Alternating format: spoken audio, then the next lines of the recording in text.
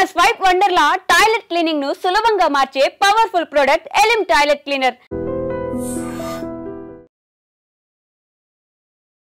మీరు చూస్తున్న ఈమె పేరు వచ్చేసి కీర్తి పటేల్. ఈమె గుజరాత్ కి సంబంధించిన ఇన్ఫ్లుయెన్సర్.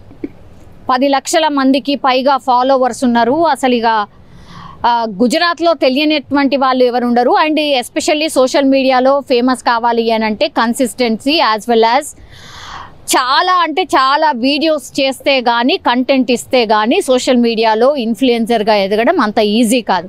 అంటే ఈమె గుజరాత్కి సంబంధించిన నివాసి యాక్చువల్లీ. మరి ఏమనుకున్నదో, ఈజీ మనీ కావాలనుకున్నదో ఏమనుకున్నదో, లేకపోతే ఈమెను చూస్తే మీకు అర్థమవుతుంది కదా, అందంతో నేను ఎవరినైనా పడేయగలుగుతా అనుకున్నదో ఏందో తెలియదు. కానీ ఈమె భూ కబ్జాలు కానీ, బెదిరింపులు కానీ, డబ్బులు వసూలు చేసుడు కానీ ఇందులో అసలు ఇక ఆరితేరిపోయిందట. అందులో భాగంగానే ఏం చేసిందంటే, ఒక 10 నెలల క్రితం ఈ సూరత్కి సంబంధించిన ఒక బాడీ బిల్డర్ని ఆమె హనీ ట్రాప్ చేసింది. హనీ ట్రాప్ చేసి ఆ వీడియోలు ఆమె దగ్గర పెట్టుకొని ఇక బెదిరింపు ధోరణికి దిగింది. బెదిరించడం స్టార్ట్ చేసింది. ఇస్తావా డబ్బులు, లేదంటే వీడియోలు బయట పెట్టమంటావా, నీ ఇజ్జత్ తీయమంటావా, ఇట్లా ఆయనను బెదిరించడం స్టార్ట్ చేసింది. పాపం అమాయకంగా నిజంగానే సొసైటీలో ఇజ్జత్ పోతుంది. సూరత్కి సంబంధించిన బాడీ బిల్డర్ కాబట్టి ఆయనకంటూ కొంత స్టేచర్ ఉంటుంది. బాడీ బిల్డర్స్ అని అంటే ఆల్రెడీ కొంత ఫేమస్ అయి ఉంటాడు ఆ సూరత్లో. ఇదే అదనగా చూసుకుంది కాబట్టి మరి ఎట్లా పరిచయం అయిందో ఏందో తెలీదు. సోషల్ మీడియా అని అంటే మనకు తెలుసు, ఏడు నుంచి ఏటో ఖండాంతరాలు దాటే పరిచయాలు ఉంటాయి. అట్లాంటిది గీడ గుజరాత్ నుంచి సూరతే కదా, అట్లా మ్యూచువల్గా ఫ్రెండ్ అయి ఉంటాడు. నాకు తెలిసి హనీ ట్రాప్ దాంట్లో పడ్డాడు, ఈ అమ్మాయి ట్రాప్లో పడ్డాడు.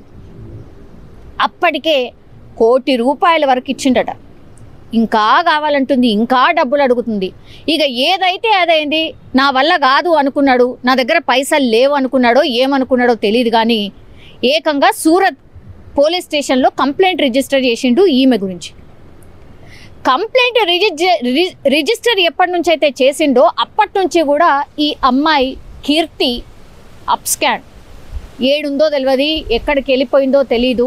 10 నెలల నుంచి సూరత్కి సంబంధించిన పోలీసులు ఆమె గురించి వెతకనటువంటి ప్రదేశం అంటూ లేదనమాట.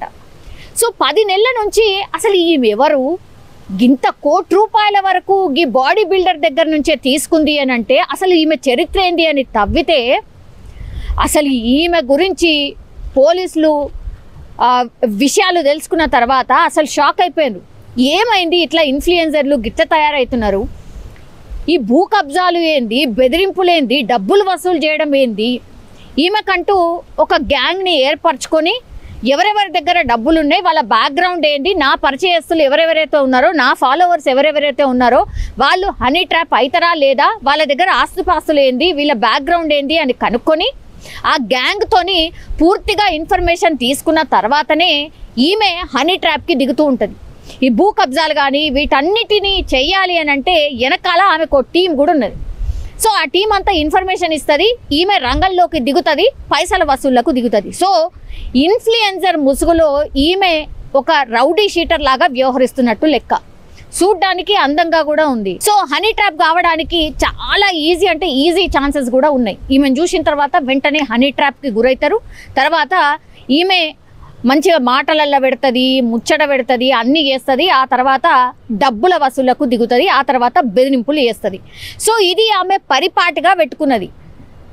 ఇన్ఫ్లుయెన్సర్ లాగా ఎప్పటి నుంచి అయితే ఉందో అప్పటి నుంచి కూడా పోలీసులు ఈమె కేసుకి సంబంధించి అన్ని తవ్వుతూ ఉంటే ఈమె ఏం చేస్తుందట, హనీ ట్రాప్ గురైంది, ఏమైనా డౌట్ వచ్చింది, ఇక వాళ్ళు కంప్లైంట్ చేయబోతున్నారు, తేడాగా ఏదో కొట్టబోతుంది అనగానే ఆ సిమ్ తీసేస్తుందట, పడేస్తుందట, ఇంకో సిమ్ వేసుకుంటుందట. ఇప్పుడు సూరత్లో ఏకంగా ఆమె మీద కేసు నమోదైంది కాబట్టి 10 నెలల నుంచి కూడా ఆమె కనబడకుండా తిరుగుతున్నది.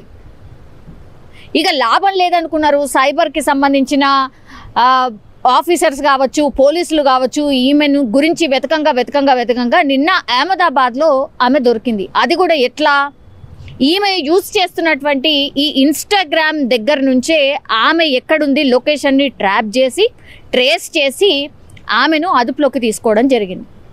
సో ఇన్ఫ్లుయెన్సర్లు ఎందుకు ఇట్లా తయారవుతున్నారు? మొన్న కూడా మనకు తెలుసు కదా, మన దేశ భద్రతకు సంబంధించే జ్యోతికి సంబంధించిన ఆమె గురించి మనం చెప్పుకున్నాం. తర్వాత ఇప్పుడు మళ్ళా ఇంకో ఇన్ఫ్లుయెన్సర్స్ ఏంటి అని అంటే జనరల్లీ కూడా వీళ్ళు బిజినెస్ ప్రమోషన్స్ కోసమో లేకపోతే దానికోసమో చాలామంది ఇన్ఫ్లుయెన్స్ చేసే అంత దమ్ము ఉంటుంది. ఇన్ఫ్లుయెన్స్ చేసే వీళ్ళ మాటలు విని చాలామంది ఇన్ఫ్లుయెన్స్ అయ్యి మా ప్రోడక్ట్ని కొంటారనో లేకపోతే మాకేదో ప్రమోషన్ చేస్తారని చెప్పో ఒక్కోళ్ళు అట్లా యాడ్ అవుతూ పోతుంటారు. అట్లా వాళ్ళ కెరీర్ని బిల్డ్ చేసుకుంటారు.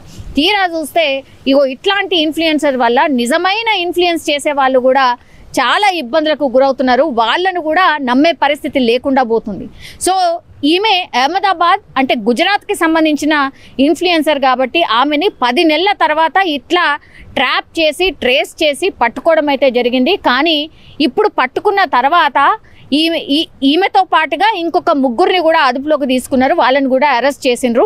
పూర్తిగా ఇన్వెస్టిగేషన్ చేయబోతున్నాం. ఎందుకంటే ఈమె ఎవరెవరిని ఎట్లెట్లా బెదిరించిందో, ఈమె దగ్గర ఆస్తుపాస్తులు ఎన్ని ఉన్నాయో, అసలు ఈమె ఏం చెయ్యాలనుకుంటున్నది, ఇప్పటి వరకు ఎన్ని ఆస్తులు సంపాదించింది, ఈమె ట్రాప్లో గురైన వాళ్ళు ఎంతమంది, వాళ్ళందరూ కూడా బయటికి రండి, మాకు కంప్లైంట్ ఇవ్వండి, మాకు ఇన్ఫర్మేషన్ ఇవ్వండి అని అక్కడ పోలీసులు కూడా రిక్వెస్ట్ చేస్తున్నారు. అని అంటే ఈమె గురించి రాను ఇంకెన్ని సంచలన విషయాలు బయటపడతాయో అనేసి కూడా పోలీసులు కూడా ఒక రకంగా ఆమె మీద దృష్టి పెట్టినట్టు లెక్క. సో ఇంకొక ఇన్ఫ్లుయెన్సర్ మరోసారి ఇట్లా కాంట్రవర్సీ అనుకోండి, లేదంటే ఇట్లా హనీ ట్రాప్ చేసి ఒకతని దగ్గర నుంచి ₹1 కోటి తీసుకుని ఆ తర్వాత అరెస్ట్ అయింది అంటే మీరు అర్థం చేసుకోవచ్చు ఎంత భయంకరంగా ఇట్లా ఇన్ఫ్లుయెన్సర్స్ తయారయ్యారు అనేది. నిజంగా ప్రస్తుతం ఉన్నటువంటి సమాజం దేనికి ప్రయారిటీ ఇస్తుంది? ఆర్థిక సంబంధాల చుట్టూ మాత్రమే తిరుగుతుంది. మళ్ళీ ఎన్నికలంగానే చాలా విరక్తి కలుగుతుంది. మంచి అనిపిస్తుంది కదా, లేడీస్ కూడా ఛాలెంజింగ్ జాబ్స్ చేసినప్పుడు చాలా బాగుంటది. ట్రాఫిక్ అసిస్టెంట్స్ గా నియమించిన ట్రాన్స్జెండర్స్ అందరితో సాల్యూట్ చేయించుకుంటున్నారు. ఫుడ్ డెలివరీ ఇవ్వటానికి వెళ్ళినటువంటి డెలివరీ బాయ్ అనిల్ పై కళ్ళ ముందు